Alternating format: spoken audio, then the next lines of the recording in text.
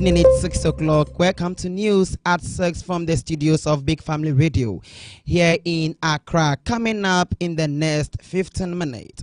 Illegal mining will not be tolerated regardless of one's political affiliation, Emmanuel Kofi Boah said. In other stories, my early concession in 2024 post was for Ghana's democracy and peace, former Vice President stated in an occasion. Away from that story, members of the NDC in Efutu in the Central Region apologize for vandalizing party's property. We've got details of these stories and many more. Do stay with us. My name is Emmanuel Atta Kobna. Now, the details of the stories. The Minister nominee for Lands and Natural Resources, Emmanuel Kofi Boah, has issued a strong warning against illegal mining, stating that the government would take decisive action against anyone who flouts the law. Speaking during the vetting on Monday, January 27, he noted that the fight against the menace will be ruthless regardless of political affiliations. Mr. Boah further highlighted that while the government is open to supporting individuals who wish to engage in illegal mining, illegal activities will not be tolerated. We will provide a clear pathway for those who want to do mine illegally with government support, but we will ruthlessly deal with anybody who decide to operate outside the law. Illegal mining will not be tolerated. It doesn't matter your political party, he warned. Mr. Emmanuel Kofi Boah emphasized that his focus is on tackling the present challenges in the mining sector rather than engaging in partisan politics. He assured Ghanaians that the new administration under John Dramani Mahama is committed to responsible resources management and environmental protection. I'm not here to talk about political platforms. I'm here to talk about solving serious problems that confront the people of Ghana. The new government committed to ensuring that there will be no mining in the forest reserve. We will protect our water bodies with new initiatives and reclaim degraded land, he stressed.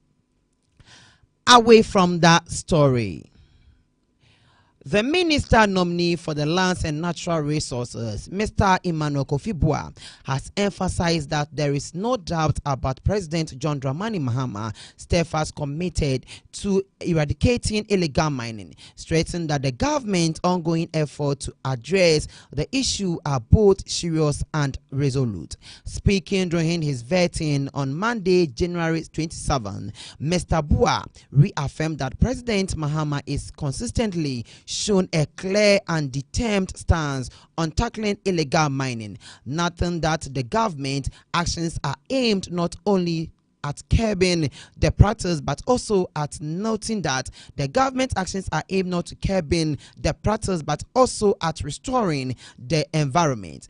President Mahama has made it abundantly clear that we are not here to simply undo the damage and caused by illegal mining. We also know the government's damage has already been done. Mr. Boah stated, what the president has outlined is comprehensive long-term strategy which includes promoting cooperative mining, reclassifying mining into small, medium and large-scale categories, and engaging local communities, including chiefs, to make them champions of the effort.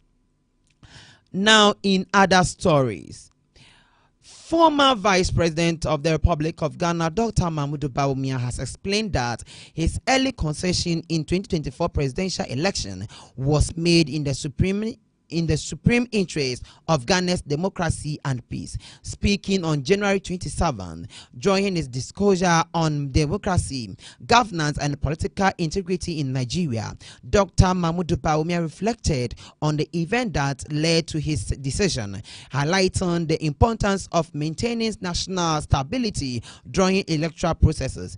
In his address, Dr. Mahmoud Bawumia revealed that he had anticipated the electoral result would take between 48 to 72 hours to be officially declared by the Electoral Commission. Aware of the rising tension and the potential for violence if announcement was prolonged, he decided to act swiftly.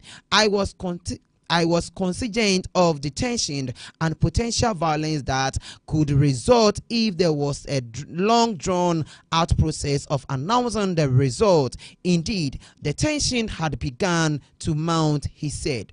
Recognizing the violent environment that could have escalated into unrest, Dr. Mahmoud Bawumia explained that his decision to concede the election early was calculated move to prevent unnecessary conflict.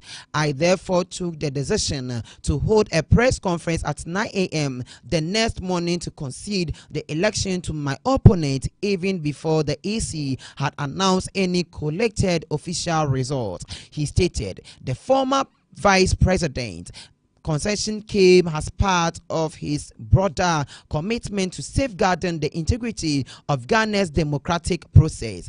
According to him, his swift action aimed not only to reduce the potential for violence, but also to set an example of political maturity and respect for democratic system. He stated that the approach emphasized his dedication to peaceful transfer of power, which is essential for long-term health of any democracy.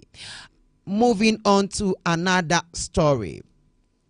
Some branch executive of the National Democratic Congress (NDC) who participated in a protest at the party's office on Friday, January 24, have issued an apology for their action. The disgruntled members have vandalized party property during the protest, which was aimed at demanding the appointment of a future parliamentary candidate, James Kofi Annan.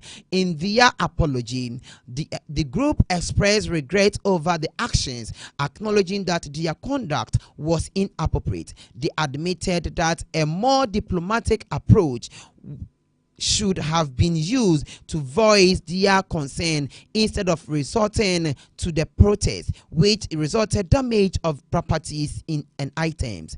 Speaking on behalf of the group, Angela Mensah asked their forgiveness and emphasized their commitment to finding more constructive ways to address their grievances. We, the concerned branch executive of the NDC in the Efutu constituency, want to express our deep regret for our actions during on our January 24 demonstration. We write to apologize for the regrettable action. Our behavior was unacceptable, and we understand our actions have caused more harm than good to the party's reputation, and acknowledge our demands should have channeled through peaceful means. Now, moving on to other stories. The long-awaited announcement of the Metropolitan Municipal and District Chief Executive across Ghana is said to be made by President John Dramani Mahama by the close of business of Friday, January 31. The assurance was given by Anthony Nugopum, the Greater Accra Regional Organizer of the National Democratic Congress, during an interview with the media. Mr. Noponu disclosed that the Greater Accra region is in the final stage of vetting process and was submitting 8 lists to recommended candidates immediately. Some regions completed the vetting process last week. Mr. Nupenu said, we are finalizing ours today, and by the evening, early tomorrow morning, we should have forwarding our list to the appropriate office. Now, some other stories. President John Dramani Mahama has appointed Edmund Combat as the new managing director of the Tama Oil Refinery, a move that has been widely praised as a strategic step forward in revitalizing the company, which has faced significant operational and financial challenge in recent years. Edmond Combat brings a world experience in the oil and energy sector to the new role. His appointment has already received numerous congratulating messages on social media, with many expressing optimism about the ability to drive thermal oil refinery revival. Edmond Combat is a distinguished lawyer, entrepreneur, and a pan-Africanist whose career spans multiple industries. He is the partner of Britzank Combat Law Firm and has built impressive academic and professional portfolio. Moving on to another story. Supporters of Malik Basintelli, former National Deputy Communications Officer of the NDC, gathered in jubilation as the official assumed office as the acting CEO of the Youth Employment Agency.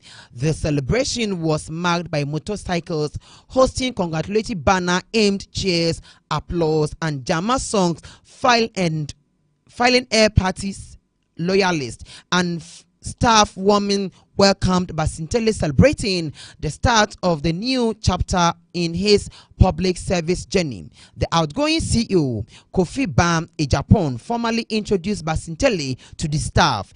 In an inaugural address, Basintelli expressed his strong commitment to addressing youth unemployment, describing it a critical to the nation's progress. My mandate is to deliver jobs to the unemployed youth. It is very dear to my heart.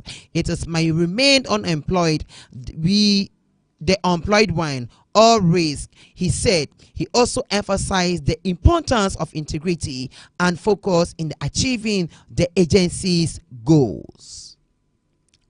Away from Malik Basintelli's stories, moving on to the GES General Director, the President John Dramani Mahama appointed Professor Ernest Kofi Davis as the Acting Director General of the Ghana Education Service.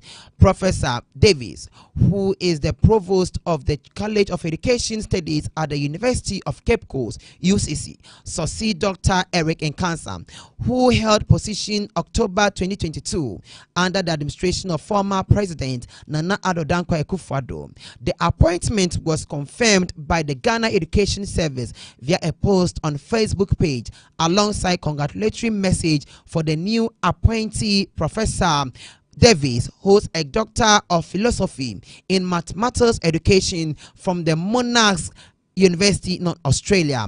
His appointments bring the world academic expertise and professional experience to the role.